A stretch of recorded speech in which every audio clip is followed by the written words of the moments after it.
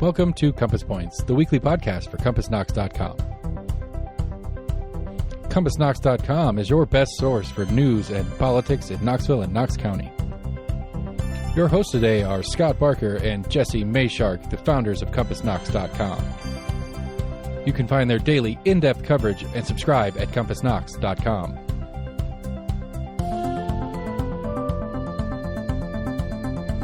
The Compass Point podcast is brought to you in conjunction with Almost an Agreement. Almost an Agreement is a layman's attempt to get a handle on the workings in government and politics that we deal with every day. Check them out at almostanagreement.com or subscribe for free on your favorite podcast provider. If you'd like to learn more about the topics discussed on today's podcast, go to CompassKnox.com and subscribe for in-depth coverage and much more.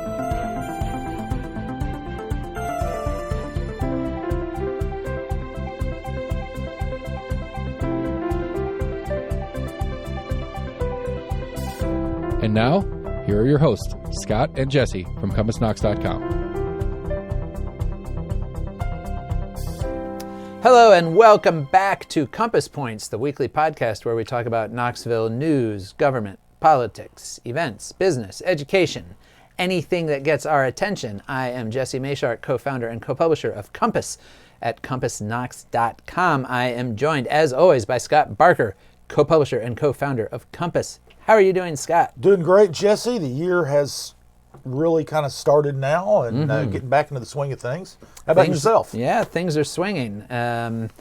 It's early January, which means that, I feel like the civic calendar in a lot of ways follows the calendar that we all grew up with the school calendar, where you have these very busy times of year and then there's times that are less busy. And certainly for local governments and state governments, this kind of stretch here from January really through the end of April, it's when the legislature's in session, it's when all of our local entities are putting together their budgets for the next year. A lot of stuff happens and then, of course, slows down during the summer and things kind of come back into gear in the fall. So yes, we are in the early stages here and we're going to be talking about some of those things this week. City Council had a pretty lively, not to say lengthy meeting, so we'll be talking about a couple of things out of that. How late did that one go? It was after 10, but it starts at 6. One of the things is, of course, they only had one meeting last month. They meet every other week. Right. So they only had one meeting in December, so there was already kind of a backlog, if you will. And then there were a couple of controversial things that came up that took up a lot of time and discussion, and we'll be getting into those. We will be talking about those. Likewise, the school board held its first meetings of the year this week and had a couple of interesting issues with some interesting split votes. And to get us started, let's talk about the state legislature, which did also return to action this past week. They had their first day on Tuesday, and it is looking like it's going to be a fairly active session. There's kind of a cliche or stereotype that these off years, the odd years for the legislature tend to be the most active one because they're not election years. Right. They all just got reelected or newly elected and they're back. And so these years tend to be where lots of major legislation maybe gets passed or things that might be a little more controversial that they don't want to handle during an election year. So there are several things kind of on the horizon. And of course, we only know about the major ones. As always with the legislature, things can change quickly and it can be hard to keep track of. But certainly we know there's going to be bills around abortion, including proposals from Republican members to add some exemptions into our complete abortion ban that we currently have. But that's probably going to be a fight. It has, some of those efforts have support from some high-level Republican leaders in the legislature, but they're very strongly opposed by anti-abortion advocates, and so we'll just have to see what happens with those. Some gender identity issues we've talked about, restricting gender-affirming care for people under the age of 18, which also kind of carries over into this fixation on drag shows and whether people under 18 should be able to go to drag shows, and if so, which drag shows and how exactly they're going to define what constitutes a drag show. All these things remain to be seen. Education issues. There's been this issue of the third graders potentially being held back for not scoring sufficiently on the state reading and literacy test, which a lot of school boards, including Knox counties, have opposed. School vouchers. Last year the state Supreme Court finally ruled that Governor Bill Lee's pilot voucher program could go into effect, and it is in effect now in just Nashville and Memphis. And already Senator Todd Gardenhire from Chattanooga has said he's going to introduce a bill that would expand that voucher program to be available in Chattanooga, which then could also impact Knox County, which of course was excluded explicitly when they first passed that bill. And so obviously we will be watching that. Gardenhire's already had some serious pushback on that, though. Yeah, including from Republicans, because a lot of Republicans in the legislature represent more rural counties, and those counties tend to be pretty resistant to vouchers. First of all, those counties don't tend to have much by way of private schools. Few, if any, maybe some religious schools. But also in a lot of those counties, the local school system is the largest employer in the county. The relationship between the local school system and the local economy is much more pronounced than it is in the larger counties. And so even if Gardenhire is able to push for some expansion, maybe it would initially, when Bill Lee first proposed this bill, it was going to apply to all of the major metros, including Chattanooga and Knoxville. So maybe there will be an effort to just do that, and kind of, especially now that the Supreme Court has kind of said it's okay to do this on a county by county basis. Yeah, and one thing, Chattanooga has a lot more private schools. Yes, right. Than Knoxville does. They do. So potentially the loss of students from the public school system to the private schools would be greater. Yep. Potentially. Yeah, we don't yet know how these vouchers are really going to play out, because of course they provide a certain amount of money, which is not going to be enough money to afford full tuition at a lot of private schools. Certainly not your more high-end prep schools. What what a lot of people have said, and certainly one thing that it could do is it could just kind of provide a subsidy to people who are already are already thinking about sending their kid to a private school, and it'll just kind of give them some extra money. Right. But that'll come up, and then there's some interesting things around transportation, right? So what is Bill Lee talking about with this kind of public-private partnership on highway congestion? Well, these they're choice lanes, and what the proposal appears to be is that the state would get private companies to build extra lanes on congested interstates, and that company or a contractor of that company could then charge people for using those lanes. It's kind of a toll for those particular lanes. Right. A voluntary toll. Voluntary toll. So if you've got an interstate with 3 lanes, they add a 4th lane. If you drive in the other 3 lanes, no problem. It's the same as it always has been. But if you go in the 4th lane, the new one, you're going to get charged. Right. And charge a toll. And the idea is that it will alleviate congestion, so that you would imagine that if there's room in Nashville to add a lane somewhere. The last time I was in Nashville, I couldn't imagine them adding another lane, but I'm not an engineer. I don't know. But also, Knoxville, the West Knoxville. Yeah, particularly the stretch of I-40 between downtown and the sort of Western County line, where you have all the traffic coming in from 75 there. Right. Yeah, that area would potentially be one of these, and the thing is they're wanting to address congestion and transportation issues without funding it the way they always have. I mean, one of the things about Tennessee that the governor and the legislature are very proud of is they don't borrow money to build roads. Right. A lot of states do. Yeah. And bonds, public bonds. yeah, they basically. issue bonds, and bonds are very safe investments, and also it's usually not but you do have to pay back the bondholders. So, but Tennessee does not do that.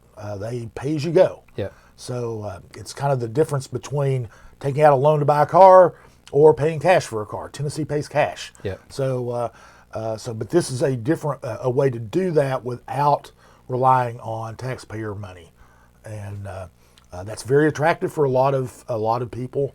But it's also a change. It'll be a big change for people to who might want to slip over to that other lane where the traffic's moving faster, and they find out they have to pay. Yeah. And in other places, it can be a pretty hefty.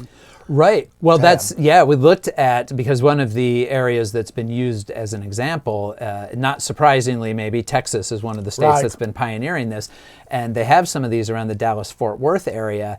And there was a news report out of there last year that some people who were using a relatively short stretch of road, basically to get to the airport, so one of the most congested areas, but they were using the choice lanes there, were getting hit for like $20 for going less than 10 miles on this road.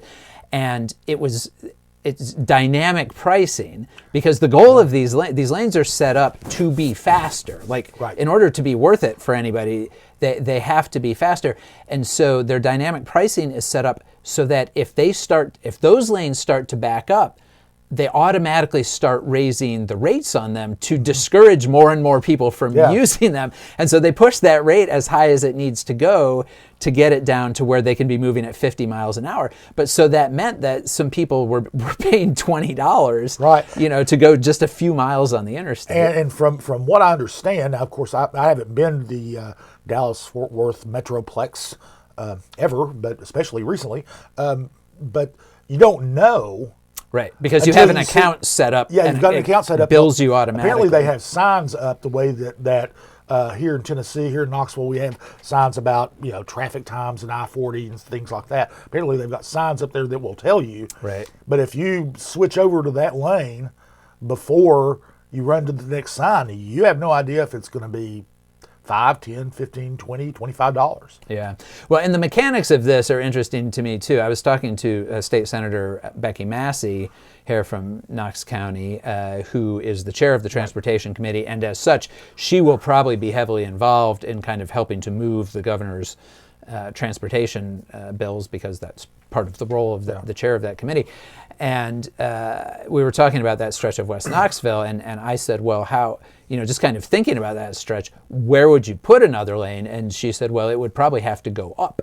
And so you're talking about somebody coming in, you kind of think about that span, heading west, I don't know, from Cedar Bluff and that area, and you think about somebody coming in, and maybe, of course, there already are some flyovers there with Pell City Parkway coming through, so talking about sort of another flyover that would kind of fly over all of that. And of course, the construction of that seems like it would be very intensive. They would probably have to close stuff, in order to help congestion. Theoretically, they would probably have to make it worse for some period of time while they were building it. Anyway, all of this may or may not happen. And as you say, even if the legislature passes what would basically be enabling legislation, it would be dependent on these private contractors who would be willing to undertake this in exchange for it. Now, the roads would still be state property, but there would be some defined period where the contractor would be able to, receive the money from those tolls, those charges, until they were paid back and made some profit. Yeah, that's how they would,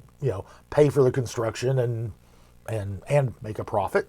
And and one would think that especially something like the elevated, if they did decide to elevate make it a double-decker interstate, essentially through West Knoxville, the engineering behind that that alone would be a pretty hefty price tag, much less the construction of it. So yeah, for sure.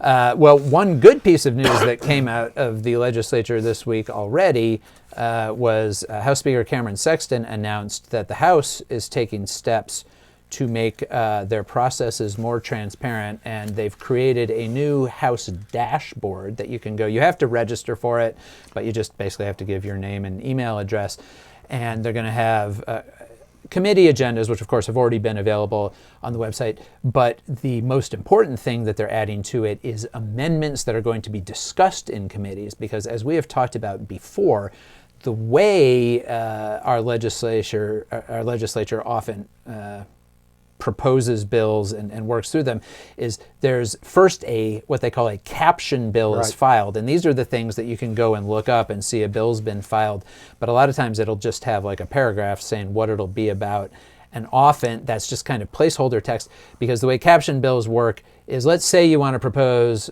some kind of transportation bill. You file a bill having to do with transportation. It doesn't have to be the actual exact bill or even specific topic. It's just got to be in the general topic area, to designate the committee it would go to and so forth. Then when that bill comes to committee, the sponsor will bring an amendment that's completely different from the caption. Can be about something very different from what was in the caption, as long as it's in that general subject area. And recently, it's just been very hard for anybody who's not actually on those committees to see what because they will come to the meetings and hand out the amendment there, or maybe they'll circulate it right before the meeting, and it's on paper, it's not online.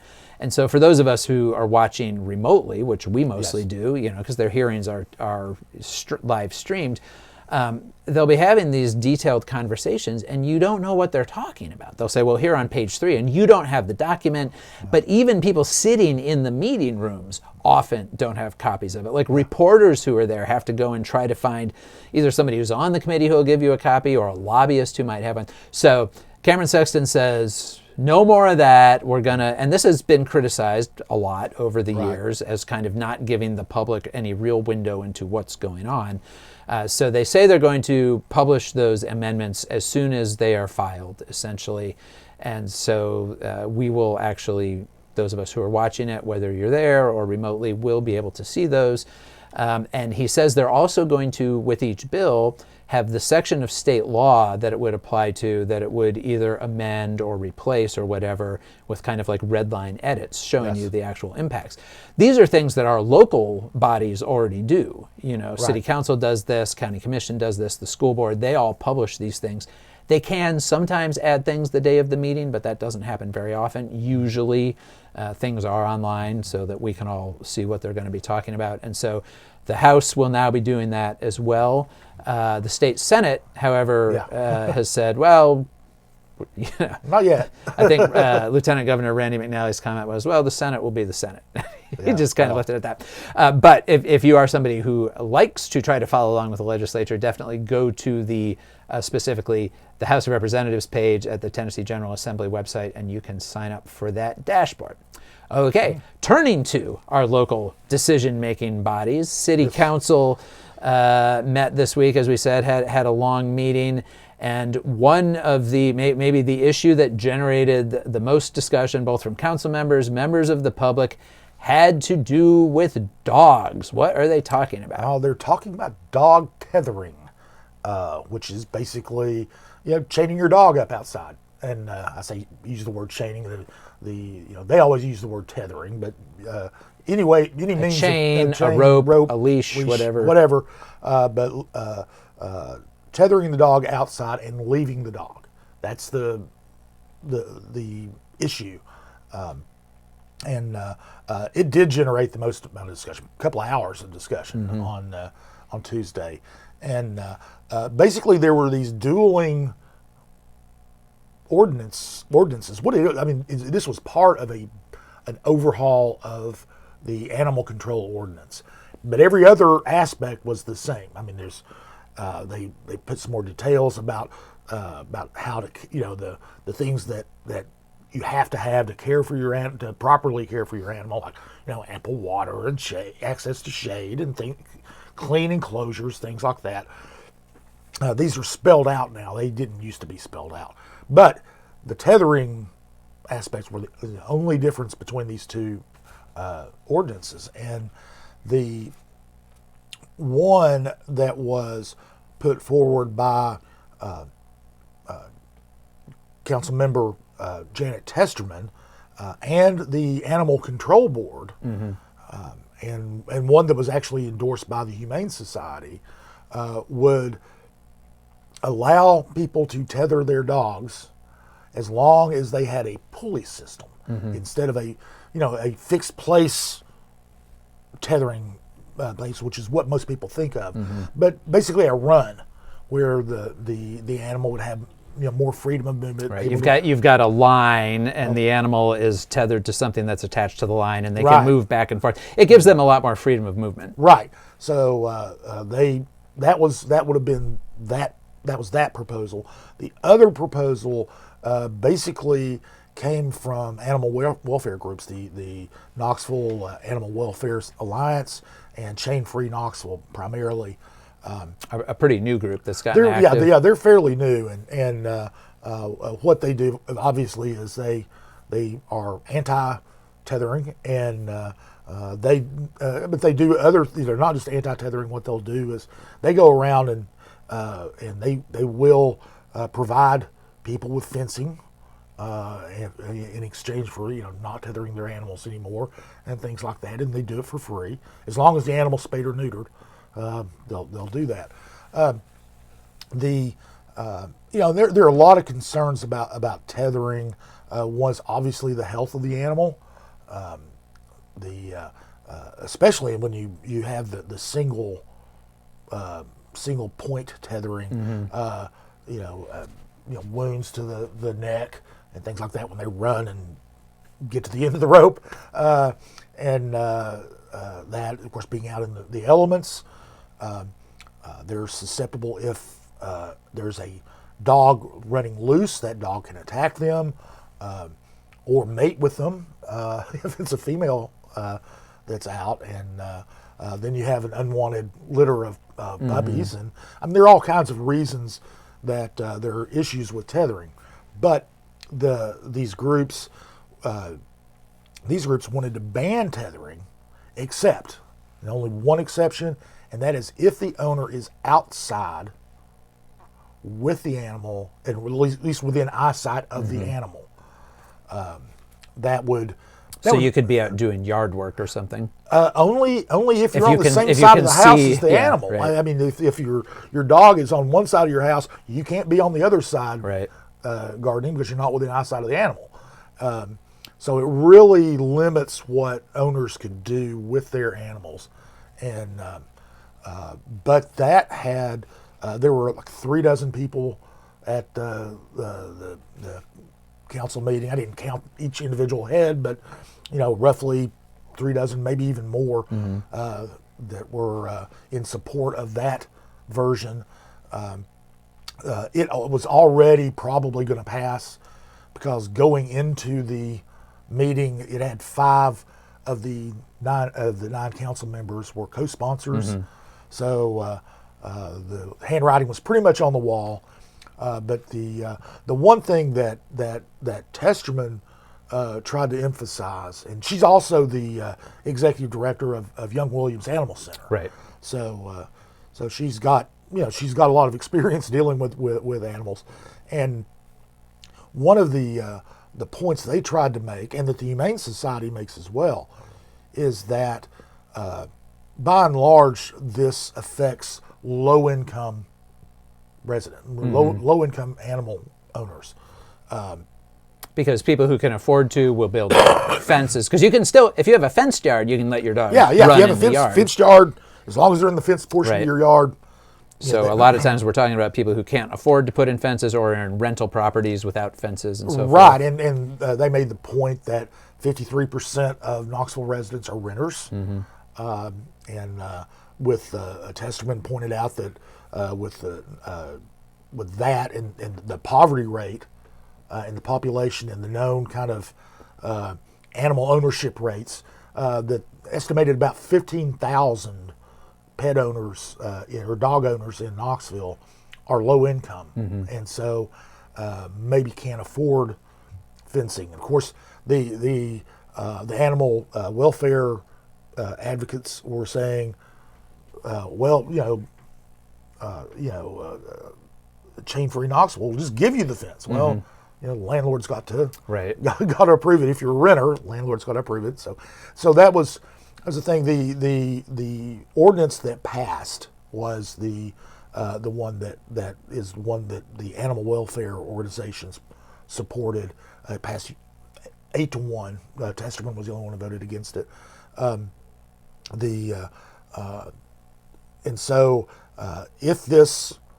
If it passes on second reading, this was first reading of the ordinance. It takes 2 readings. 2 weeks or next week they'll have the second reading. If it passes, then it's not really going to take effect till the July 1st. But at that point, you're going to have to be very careful about if you have a dog and you do tether it, you're going to have to follow their guidelines, and that is you're going to have to be out there with it, essentially. And this will probably be, we talked about this before, the enforcement will probably be mostly complaint driven. It's not like there's going to be squads of city inspectors driving around looking for tethered animals. It'll probably mostly come from people calling and saying, my neighbor's dog's outside all day barking, is driving me crazy, that kind of thing. Yeah, absolutely. It's going to be, they're not going to be, animal control officers aren't going to be driving around looking for things. A lot of times people tether their animals in the backyard anyway. You can't know. see it, right? So it will be complaint driven. In fact, it was kind of interesting. One of the during the discussion,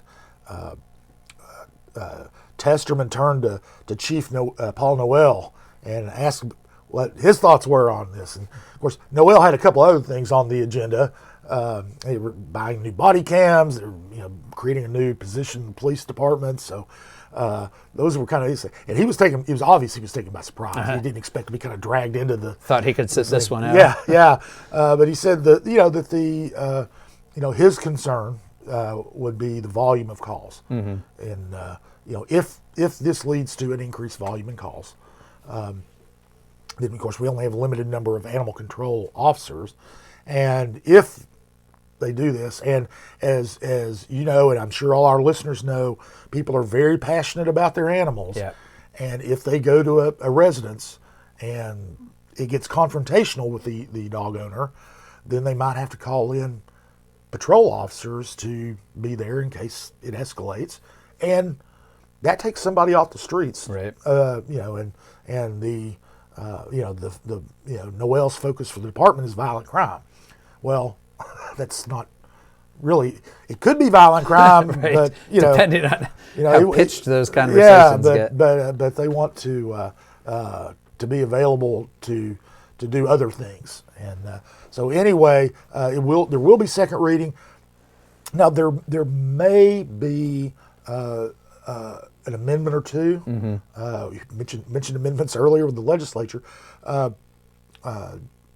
Councilwoman Amelia Parker is concerned about that being within eyesight of the dog, and being supervising the dog. And it's basically a supervision thing, and said if you're inside, at your in the kitchen, at your kitchen table, and you can look out and see the dog.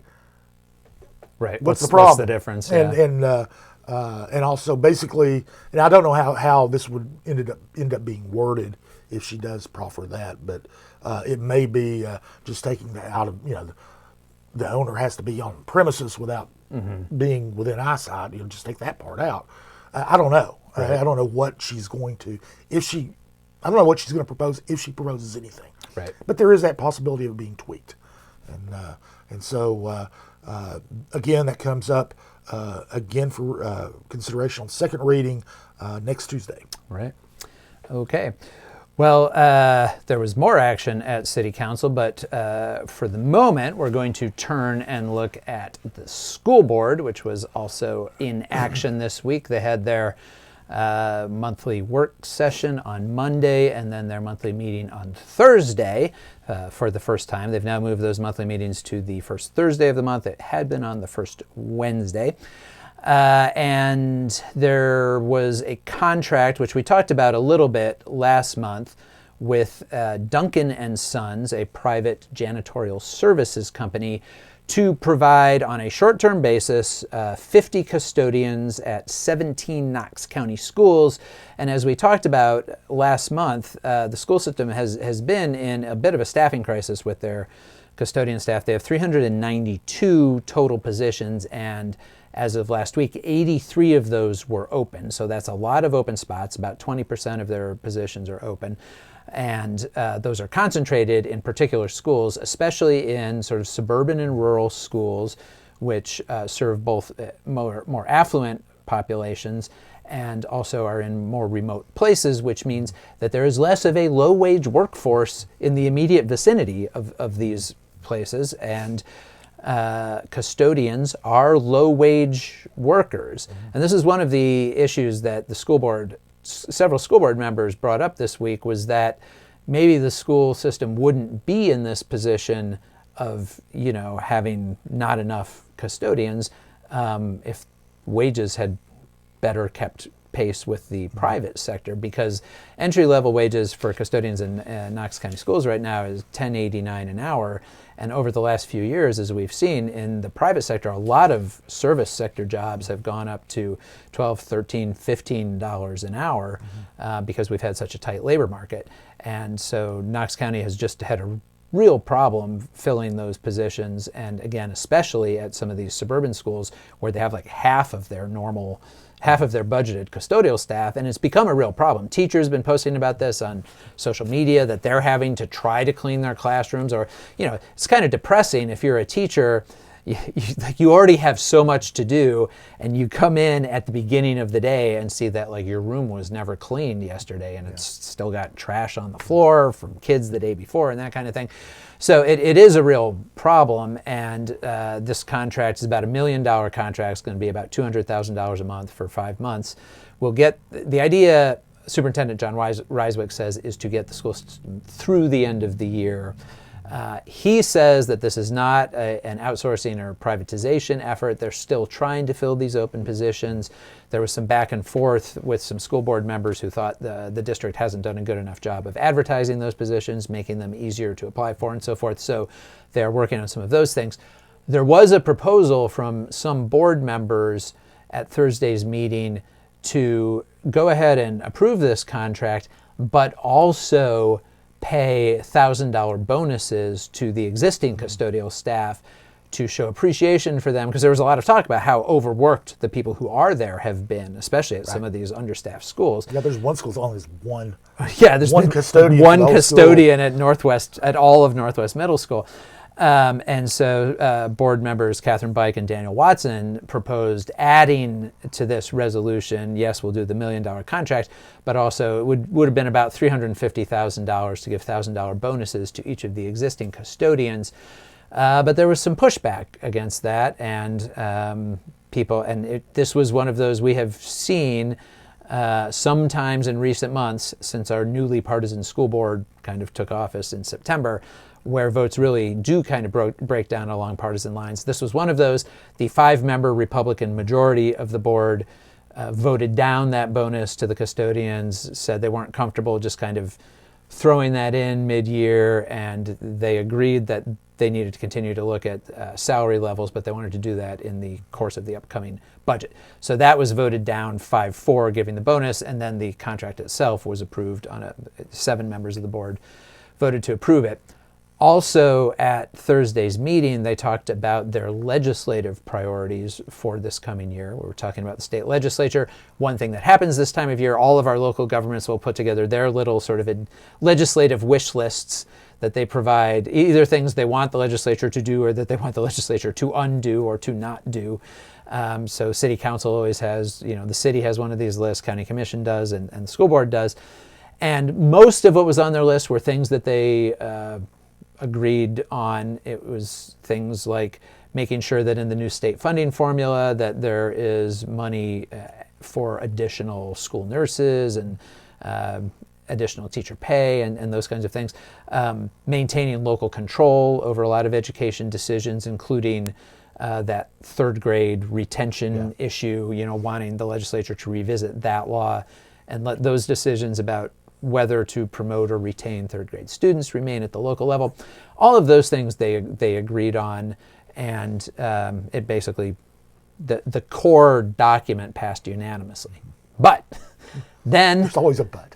there were 4 amendments. Amendments are one of the themes of the show this week, I guess, that were brought by Board Vice Chair Betsy Henderson and Board Member Steve Triplett, 2 members of that Republican majority, which were not really things they want the legislature to do. They were showing appreciation for things the legislature has done. And so a couple of these were not super, none of them passed unanimously. A few board members didn't think that the legislative priorities list was really the place to do these at all. And they're saying, well, if you want to show thanks, we can just pass a resolution or send a letter or something. It doesn't need to be part of this. But a few of them were not super controversial. Basically just thanking the legislature for recognizing the parents' rights and helping to raise awareness of the rights that parents do have to have input into their child's education and so forth. There was one showing thanks for their literacy efforts. That one was a little more controversial because it included very specifically singling out that phonics is fundamental. Yeah. And I don't know if people have been following this or not, but we've had a couple of decades now sort of low level. It's been a little bit of a culture war issue where conservatives are very pro what they call phonics. And the thing is, if you talk to people in instruction, none of these words really relate directly to, like, there is no reading approach that is just phonics or that is no phonics. Phonics are kind of always, and phonics have to do with recognizing, letters by their sounds and so forth. Phonics are always part of reading instruction. It's kind of where the emphasis is. But throwing that phrase in there was a little bit of a signal to something that is a bit of a kind of conservative banner waving issue. That one passed with 6 votes. Then the last 2 were on more hot button issues. One was thanking the legislature for, as the amendment said, protecting women's sports. A little bit of a misnomer because in general, high school sports, we're actually talking about girls' sports, not women's sports. Yep. Bit of a distinction. 18 and over is women, up to 18 is girls. But female sports, I guess you could say. But what that was really about was a bill that the legislature passed saying that transgender girls can't participate in girls' athletic leagues or girls' teams. And it was one of the, arguably anti-LGBTQ bills that the legislature has passed in recent years. And board member Daniel Watson said, kind of whatever your personal thoughts about transgender students are, we as the school board have a school system that includes them. It was like, we have transgender students in Knox County, whether we are comfortable with that or not, they are among the students who we serve. And when the legislature passes a bill like this, it's sending a message about what their value is relative to other students. And so he wasn't comfortable with that. And board member Jennifer Owens said she thought it was inappropriate for these a board vote on these kind of controversial issues to be added during the meeting with no public notice or discussion. There was no chance for people to weigh in via public forum or emails or anything else. Nevertheless, they voted on them. So that one passed with that 5-member Republican majority, and the other 4 either voted no or abstained. And then the last one was showing support for some bills that were passed last year having to do with basically requiring that schools make their classroom materials publicly visible, which is requiring every elementary school teacher and classroom in the state to go through their classroom libraries, catalog them all, put them online for parents to look at. Yeah. The idea being that if parents have any concerns or issues with some of these books, they could, challenge them or raise concerns about them. And some of the people who supported that bill in the legislature said some very inflammatory things about school librarians, kind of portraying school librarians as sexual predators out there. There was one invited speaker from an interest group supporting this compared them, said that school librarians were like child molesters driving around in white vans. Like, this was the level of dialogue about school librarians used by people supporting this bill. And so now you have a majority of the school board that's voted to thank the legislature for passing this bill without accompanying it with anything saying, but we still love our librarians or anything. So anyway, those passed. Again, that was the 5 Republicans voted in favor. And it just shows, we've talked about this, but it just shows the impact that reintroducing partisan politics to the school board, especially in a period when we're at such sort of pitched partisan divide and battle more broadly, it's having an effect on the school board. Yeah, it's almost like the school board is trying to out-partisan the legislature. Yeah. And it really is striking and very much a departure from what it was before. Now, maybe if the party labels weren't on these candidates or these board members, they would have been elected anyway. Sure. And they would have voted the same way. Yeah. But it is, when you do have those labels on them, you do see that partisan divide. And I think that it would probably make board members who might be in one party or the other, privately or personally, if there's a proposal that the other side puts up that they would otherwise vote for, right. The temptation might be to not vote for it, even though you would think it was the best for the school system, because you want to have, show solidarity. Because it's coming from the other side. Yeah. Well, and at the same time, maybe an issue that you as a board member may have some concerns about or not feel super comfortable with, but if it's being proposed by somebody on quote unquote your side, we see this in our legislatures too. There is a bit of a coercive idea there that the team needs to kind of stick together. So I think we are seeing that play out on the school board, and we will certainly continue to track it as it goes. Okay. I'm going to circle back a little bit to the custodian thing. A little modest proposal that the school system has a pool of 58,000 potential employees. Sure. Have the students clean the schools for extra credit or whatever. Right. Could be call it an internship. You wouldn't want to pay them, of course. Right. But have the kids clean the schools. Yeah. A little extra credit, and employers, have said, and a lot of critics have said that, high school graduates aren't ready to work. Right. They put them to work now. We have this grow your own program for teachers, where the idea is you recruit students in your school system and then help support them go and get their teaching certificate, and they come back. You could do the same for custodians. Yeah, well, grow your own janitor. And I'm sure there is nothing illegal about that at all. Right. No, it wouldn't violate any child labor laws or anything. Okay, well, let's turn back to our one remaining, officially anyway, nonpartisan legislature, City Council. They also had a vote on this massive project that we've talked about before on Cumberland Avenue, Core Knoxville. So what's going on there? Yeah, Core Knoxville, Cumberland, we have talked about it before. It's a massive development. It's over 4 blocks on either side of Cumberland, 3 on the north side, 1 on the south side.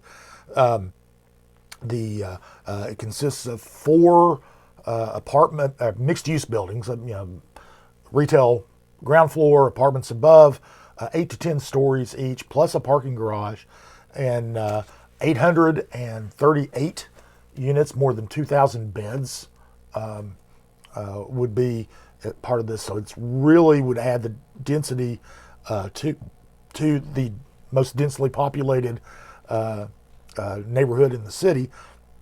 Also 30,000 square feet of retail space. The investment's well over $500 million. And what they did was they asked for a payment in lieu of tax incentive, and also known as a pilot. That's the way almost everyone refers to it as. And this would be a 5-year pilot, which means that their property taxes would be frozen for the first 5 years of operations. That's after they're going to have a 3-year build out, and then after that, for the first 5 years, their property taxes would be frozen at current levels, and then they would go back to regular levels. Pilots are used to basically make sure that the project is viable enough that they can get the private financing, the loans and all to pay for Right, the project. because this is going to be a very tiny part of that total funding Yes, package. it is. Very very small portion, and in fact, the one of the interesting things is that typically real estate projects and the banks that look at them to think about loaning money to them, because they want if they're going to loan money, they want the project to be profitable. The return on investment is usually 12 to 20%. This one with the pilot, even, it's just going to be 9.9%. So it's, but they said they can make the financing work. There's nothing wrong with that. But anyway, the primary aim of this pilot is to actually help subsidize the parking garage that goes with this. It's Parking is a perennial problem down there. Right. So this this parking garage would be on the 200,000 or 2,000 block, whatever, between 19th and 20th, and on Cumberland, facing White Avenue. Right now, it's surface parking, and but they're going to build this parking garage there, which of course will be a place for the residents to park, and they're also going to be leasing spaces to 212 to Fort Sanders, The hospital. the Regional Medical Center, and then 85, I believe, to Children's Hospital. So that there's a couple things. Obviously, helps them with their parking, and as pointed out by Councilman Charles Thomas Tuesday night, could keep them from expanding further in the historic Fort Sanders neighborhood. What remains of The historic Fort Sanders neighborhood, in tearing down the older houses to build surface lots, which is what they have been doing. So, so this pilot's going in. Another thing that's interesting about it is the short term of it. It's only 5 years, and most are 10, 15 years or so. Yeah. So it's the return is lower than normal. The term of the pilot is lower than normal, and essentially right now the properties in question, and there are multiple properties in question, of course, but I mean, this is essentially taking up 4 blocks. Right. So it's a huge project, and literally huge, because some of the buildings are going to go to 10 stories. yes, right? yeah, there'll be 2 8-story buildings, 2 10-story buildings, plus the 10-story parking garage, and then you've got. But anyway, the right now, the property tax revenues about $450,000 combined, city and county. After the pilot ends, which they've got a 3-year construction period, then 5 years of operations. We're looking 20, 30, We're looking 31 8 out years there down the road. somewhere, Yeah. When they come back fully on the tax rolls, it'll be more than $4 million. Dollars, and it could be even could be significantly more, depending on what the value of the property is at the time that it comes back. Right. If there will be another reappraisal by that point, or a reassessment of property values. So there'll be it could be considerably more than $4 million. So that would be the opposition to it came from council members Amelia Parker and Seema Singh.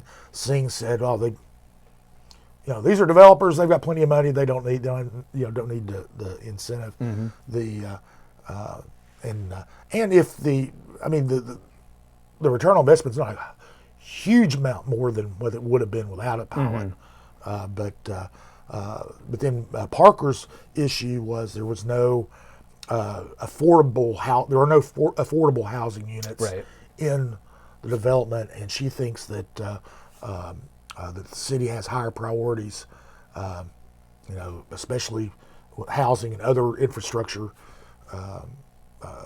needs, and of course the Mayor Kincannon countered, well, wait a minute, it's going to give us a couple $1 million a year once the pilot period ends, a couple $1 million a year to address Other needs. including affordable housing and such. So so that was that passed. It was a 7-2 vote, but it passed. And so sometime this spring, they're going to be starting work. They'll be tearing down a lot of buildings and Stefano's where Stefano's Pizza used to be, and the original Ruby Tuesday, right? And so a lot of that's all going to be torn down. And when this is over, 3-4 years from now, Cumberland is going to look a lot like Gay Street, right? A modern version of Gay Street, because they're going to have 4 or so other projects that are just about as with buildings just about as large. Yeah. And so none with the same number of buildings. This will double the number of big buildings along Cumberland, but it will be a very different strip. Yep. And some people very much don't like this transformation of Cumberland. I hear people talking about the Cumberland Canyon, and it's true. I mean, when you line a street with tall buildings, it has, I mean, it does change the feel of the street. Of course, that was the exact goal of the whole Cumberland corridor project, was to both control the traffic to make it more pedestrian friendly, and then to attract denser residential development. I mean, all of these things that are being built were the things that were essentially envisioned by that process going back 15 or 16 years. Yeah. But there are people who don't like it, and I think the one difference with Gay Street that the architecturally minded would note is that Gay Street has a lot of beautiful buildings on it, and these buildings that are being built are not mostly beautiful. They're big blocky things. Well, I did say a modern version. Right. I did qualify that somewhat.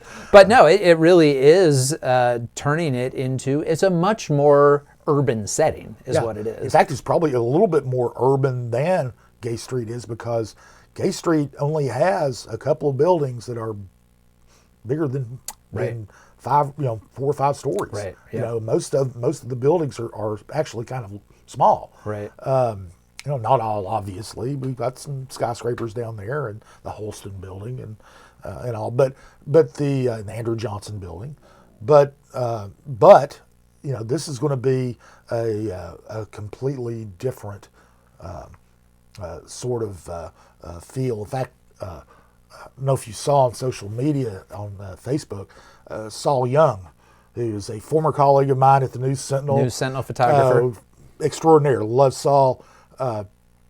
He took a photo from the Alcoa Highway overpass there of looking back toward downtown, and is amazing. And compared it to another photo that had run in the News Sentinel years earlier, before all the new construction started. Before all the new construction, and it's amazing. Yeah. I mean, it almost doesn't seem like the same place. Yeah. So, but that's gone. There was also another pilot that was passed that with no discussion whatsoever, no controversy at all, because it's a lot smaller.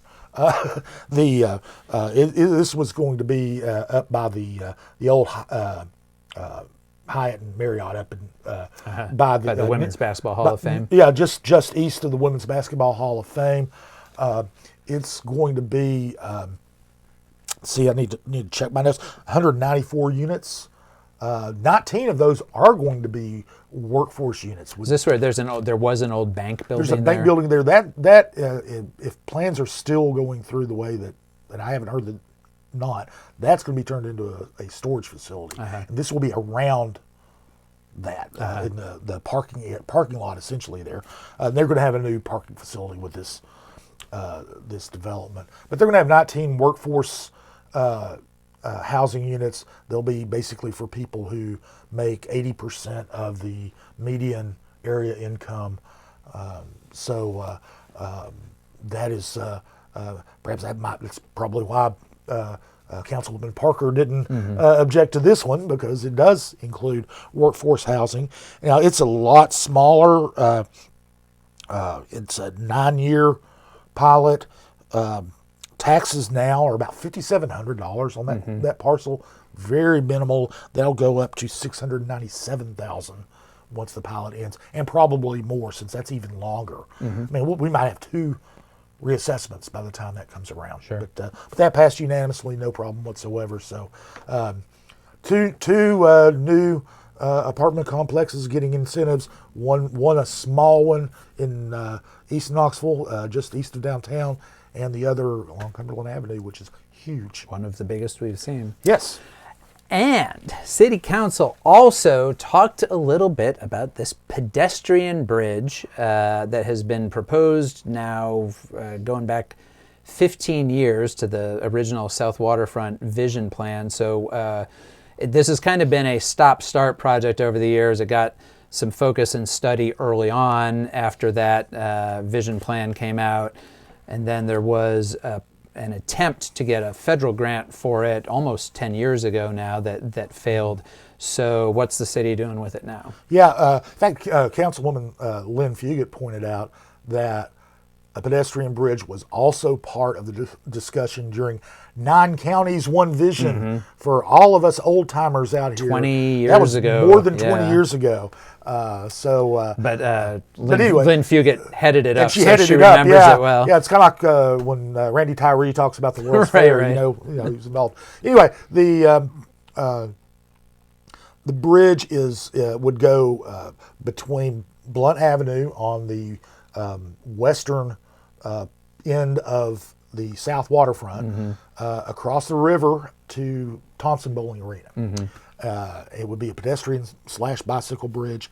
It has been talked about for years, and there's now seems to be some momentum for it. The University of Tennessee is actively involved in talks about this bridge.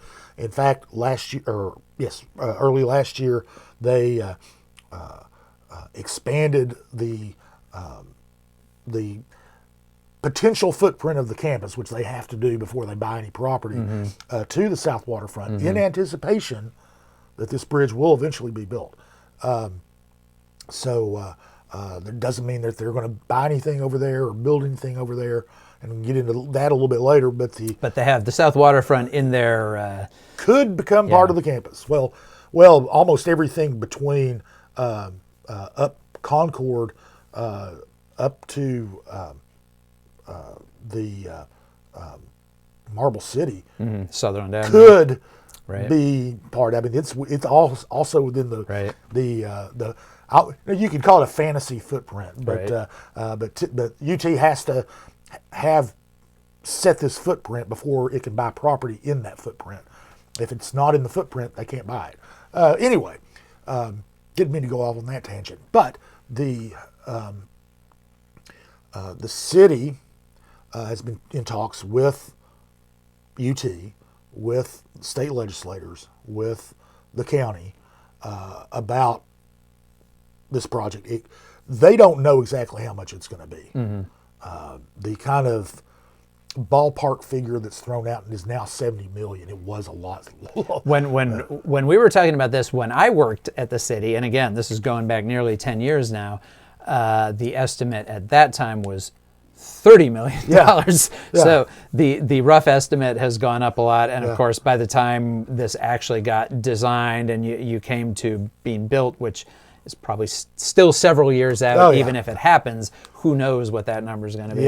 Yeah. So it's almost, I almost feel bad using that in a story or even or talking about it here because it's almost meaningless. But except that it's whatever the number is, it's probably not going to be less than any number anyone's talking about. Right. But anyway, what City Council approved and what the city is doing is they are hiring CDM Smith, which is an engineering company and they're in consulting firm, and they hired them to basically write a grant proposal to the U.S. Department of Transportation for the infrastructure bill as a program that's funding for these types of projects. And they're going to pay them $150,000 to do this application. And you're sitting there going, $150,000 to fill out an application. You know, Right. I'll do that. I'll do it for $100,000. Well, wait a minute. It's a transportation grant. It's very technical. If you look through what they're going to be required to do, and not only is it technical from the engineering standpoint, it's also technical from because this is a federal program. They have to address things like its impact on low-income areas, its equity issues, things like that. They have to quantify all those things. They have to bring in all that data. And it's a huge. I mean, they're going. It's not an application form; it's an application book that they're going to be filing, and they don't have much time to do it. The deadline's in February, but they're seeking $25 million in federal funds. And one of the things is CDM Smith, who's doing this, has a lot of experience with these types of things. In fact, they got the city of Chattanooga a $25 million grant through the same program for the Wilcox Avenue Bridge, which is across the railroad yard down there, the Norfolk Southern yard there, which doesn't sound like much because you're sitting there going, well, our yard's here in downtown Knoxville, it's just a little thing. No, those yards are I believe the second largest rail yard in the Norfolk Southern system. It is huge. My grandpa worked there.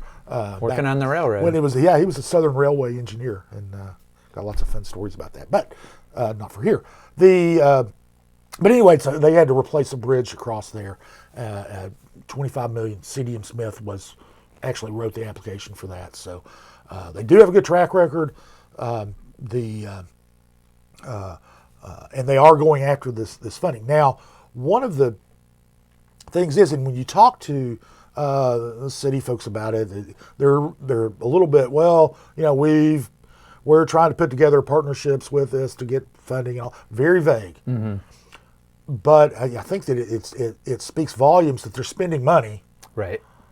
to go after this grant. Well, and if you spend $150,000 and get $25 million, that's a pretty good payoff. Right, and I don't think that I think that the and one of the things that probably plays a role in getting these federal grants is your other funding sources. Of course, the big pot of that, and nobody in Knoxville anyway is talking about it, would be, of course, the Tennessee Department of Transportation. So we'll find out if Governor Lee includes that in his... Right. Senator Massey, when I talked to her last week, said that she has been talking to the governor about this project. She's very big on it, and she's optimistic that there will be some provision in the state budget, but what that is and what that means, and we don't how know. much that is. I mean, you've got $25 million of the in federal funds. If the let's say the state matches that. Now, I'm just pulling this out of the air. Right. I know nothing about this. Nobody's talking about that. Let's say the state matches that. That's $50 million.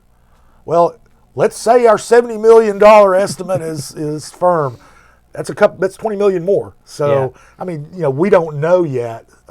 Between the city, UT, the county, and or what other funding sources they might be able to scare up. Yeah, they're it depends, and really moving forward on it absolutely depends on this financing. If they can't make the financing work, it's just now if they get this federal grant of $25 million. I mean, first of all, if they don't get it, that makes it seem extremely unlikely. Yeah. If they get it, it seems like that's going to create a fair amount of pressure then for these other entities to figure out how to pay for the rest, because that's $25 million just kind of sitting there for you. But that could still mean pretty substantial investments by either a combination of local and state bodies. And if it comes down to, well, the city of Knoxville is going to have to put, who knows, $10 million or something into something like this, I think that those will be interesting conversations about, is this a really important thing? Is it a nice amenity? Like, how do people feel about this relative to other needs, which we certainly have plenty of? Yeah, we've got plenty of other needs. I think almost everyone says, hey, it'd be great to have a pedestrian bridge across. Right. If you woke up tomorrow and it was there, it would be yeah, awesome. Everybody's great. There are a couple of things. First of all, we've already got two bridges in the downtown area, of course, not including really the South Knoxville Bridge, which is further east. But you got the Gay Street Bridge and the Henley Bridge. Both of those you can walk across both of them. Yeah. And then this is just a little bit west of the Henley Bridge. So you're sitting there going, what's the need? And one end you've got the University of Tennessee, yes. On the other end, you have Scottish Pike and Blount Avenue. Now, this is the South Waterfront area. Got a couple of big apartment projects that are already in. Got another one that was just approved. That we talked about last week. We talked about last week. It's been approved. As we said, UT's footprint is over there. And so the anticipation, I think, is that either UT or somebody else, private sector, is going to build more of these multi-use buildings. There'll be more business. The hope is that there'll be more businesses in here, and that there'll be more beds, and they will. And it's not going to be just going over the current neighborhood is small. I mean, the Scottish Pike area, the number of residents is very small, and one thing. So you'd have to have more residents there. But one thing that kind of is in this favor is the more people that live down there, that's great. But to get back to Chapman Highway, you've got a very narrow railway overpass to negotiate, and it would be a lot easier just to ride a bike across this bridge. Sure. And lots of cities have pedestrian bridges. Chattanooga has one, of course. They were fortunate in they had an old dilapidated bridge that was too unstable for cars and trucks, but they just turned it into a pedestrian bridge, and it goes from downtown across to North Chattanooga with a neat park there. Yeah, no, it's really nice. I've been down there. Yeah, it's a real thing. So and of course here on the South Waterfront, there's also the potential to tie into the urban wilderness because you've got Fort Dickerson right there, the quarry and everything. Yeah, there's some with enough vision you can see these things happening.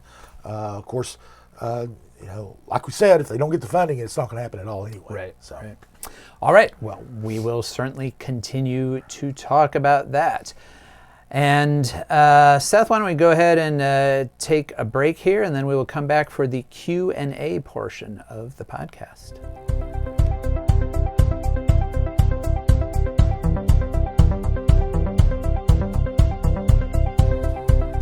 All right, we are now to the Q&A portion of the podcast. Every week we go on to our subscriber-only Facebook page, the Compass Colloquy, and invite our readers to ask any questions or suggest topics they would like to hear discussed.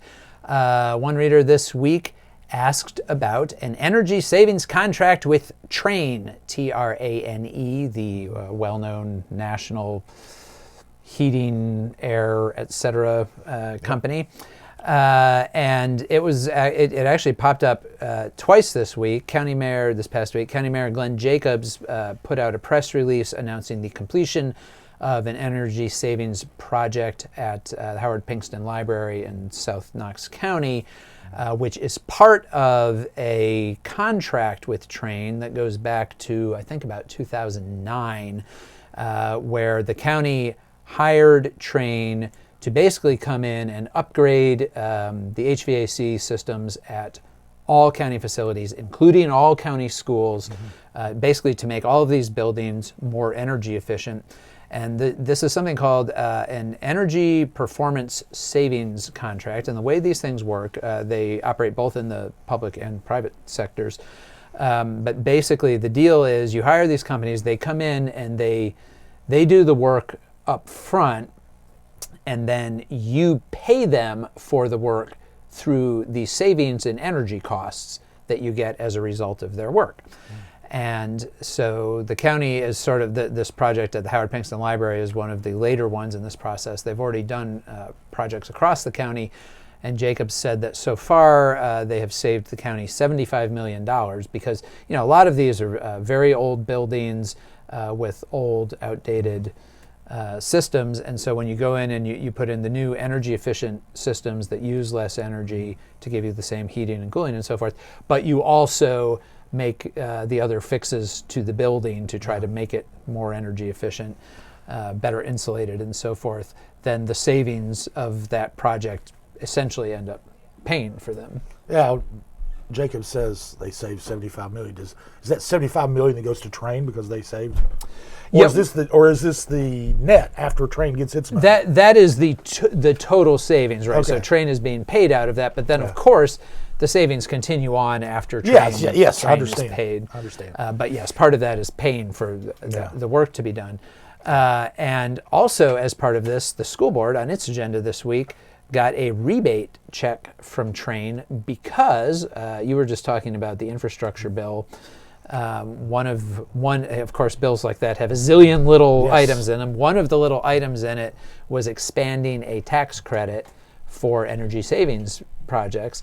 And so Train was able to get a tax rebate through that expansion of that for its 2021 taxes.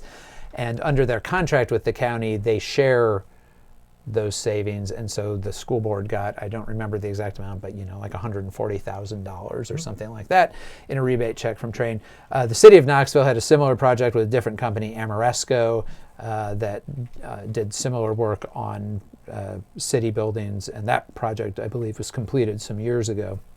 But yeah, that's what these projects are, and they've been basically affordable. We were talking about the public-private partnership with these potential choice lanes earlier. This is another example where basically the private sector comes in and does the work and then gets paid back out of the work itself without the upfront investment that you would have to have otherwise. So they're very popular for that reason, and that's what those are. All right, looking ahead to next week, County Commission will have its monthly work session on Monday. A couple interesting things on the agenda. For one thing, they're going to be buying some property for flood mitigation out in the Cedar Bluff area. It's an area that floods regularly and flooded very badly during those terrible rains we had in 2019. So they're moving ahead with that. There's a resolution. We were talking about transportation and congestion earlier. One thing that's been talked about that Senator Massey has also talked about is the potential need for another interstate bypass, basically coming off of 75, probably well north of Knox County somewhere, and looping around to the west, probably even west of where the 75 cutoff is down to Chattanooga. That the goal there would be to take some of the traffic, some of that congestion through that West Knoxville corridor. That, of course, the 640 loop, which was built years ago, was just built, I think most people would say it was built too far in to really do a whole lot to alleviate urban congestion. And so this is the idea. Senator Massey is trying at the state level to get that kind of bypass put back on the state radar. Of course, there was a proposal to do this about 20 years ago, something called, there were these proposed routes, the orange route and the blue route. There was a lot of controversy.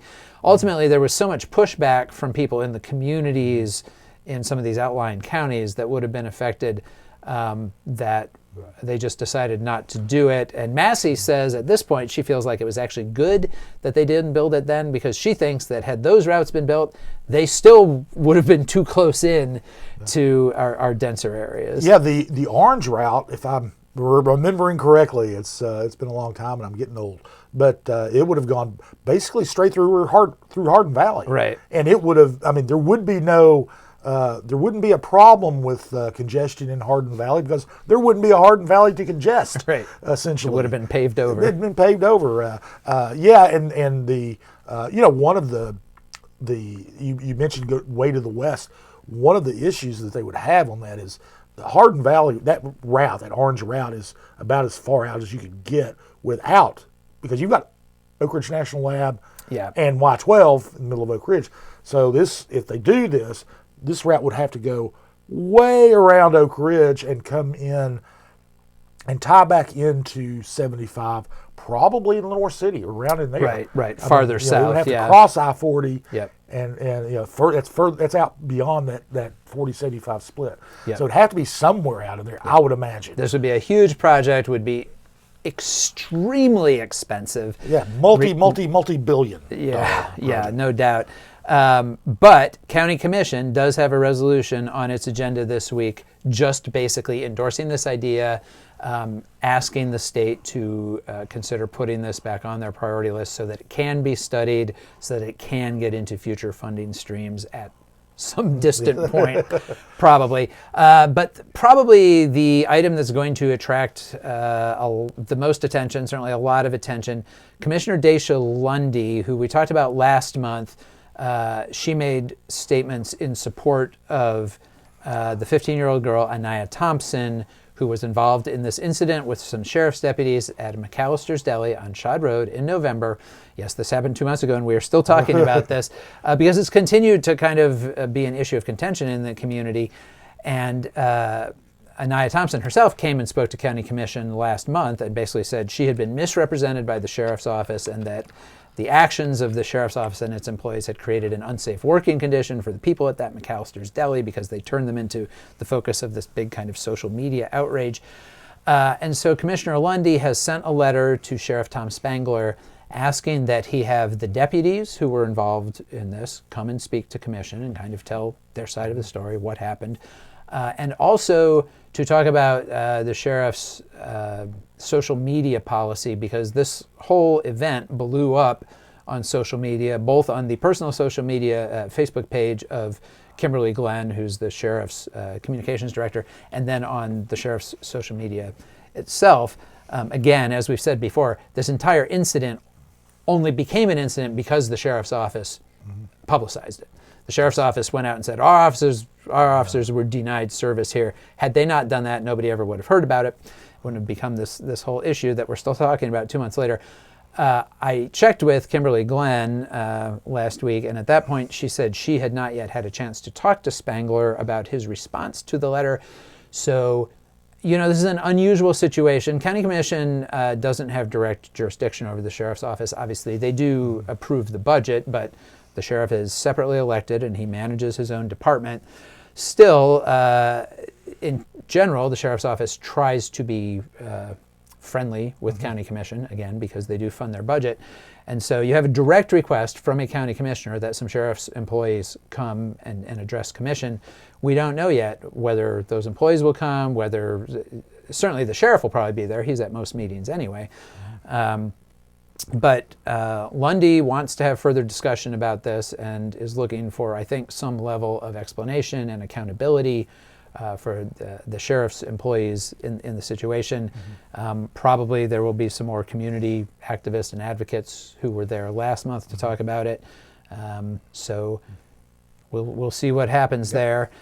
Commission also this coming week has a legislative breakfast scheduled. We talked about our local bodies advocating with our state legislators each year for their priorities. So commissioners are having breakfast with the local legislative delegation Thursday morning, the 19th, at the East Tennessee History Center, I believe, starting around 8:30. That is open to the public. The breakfast is provided for the county commissioners and the state legislators, so don't necessarily come thinking you're going to get a bagel or whatever, but you are welcome to come and observe that conversation. And the school board is also planning to have one of those meetings, possibly this coming week, but they haven't set that yet. So if and when that gets set, we will certainly mention that in our newsletter. And then on Friday, the executive committee of the University of Tennessee Board of Trustees is meeting, right? Yeah, they're meeting. When you look at their agenda, it doesn't look very exciting. They've got they're going to be going through their goals and accomplishments for 2022. So that'd be assuming they've met most of them, they'll be patting themselves on the back quite a bit, and which is what these meetings are for. Some of them. There's that. They're going to approve a couple of new academic programs at the various campuses. They've got one at UT Knoxville, environmental engineering, they're going to approve. And other than that, there's really no pressing business. But sometimes there's a kind of they'll go into some kind of, I don't know if I'd call it freewheeling discussion, but kind of a meandering discussion about various things where the board members might ask President Randy Boyd about something, and he responds and say, well, tell us about this, and he gives them an update that they would not normally give, or something like that. So it'll be worth our while to pay attention, and I will. It's a virtual meeting, so I'll be plugged into that and zooming in, and the public can do that too. You go to the University of Tennessee Board of Trustees website. There's a link you can go to. You can watch it as well. Begins at 9 a.m. Next Friday. But so we'll, and this is a precursor to their big winter meetings, and that's where a lot of things get decided. That'll be in February in Chattanooga, I think, this year. I believe it's in Chattanooga, yes. Yeah, they move them around between their different campuses. Right. All right. Well, we will talk about those things and anything else that happens next week right back here. Thanks, as always, to Lord Seth Barber, our producer at Barbarian Productions. Our theme music is by Will Wright. And hey, if you have not yet signed up for the Knoxville Mix, our new free arts and entertainment calendar that we are doing with our friends at Blank Newspaper, you can do that at knoxmix.com.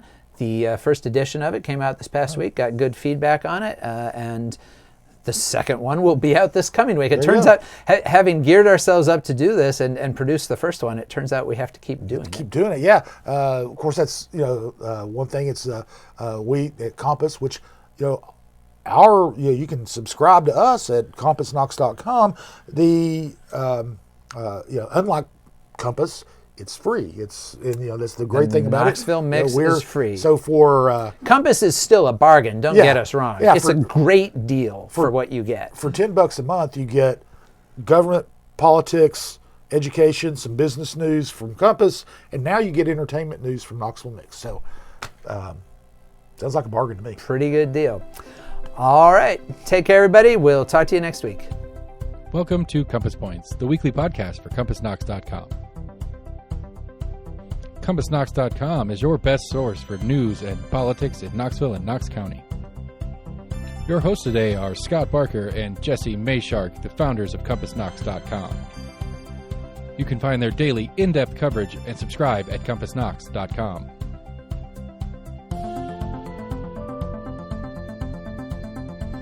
The Compass Point podcast is brought to you in conjunction with Almost an Agreement.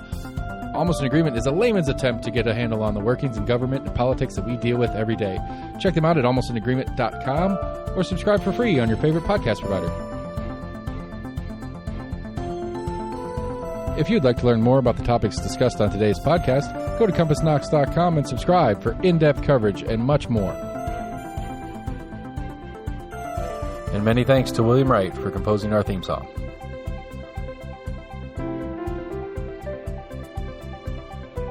Compass Points is a partnership of Barking Shark Media and Barbarian Productions, and recorded by Lord Seth A. Barber at Barbarian Studios, Knoxville, Tennessee.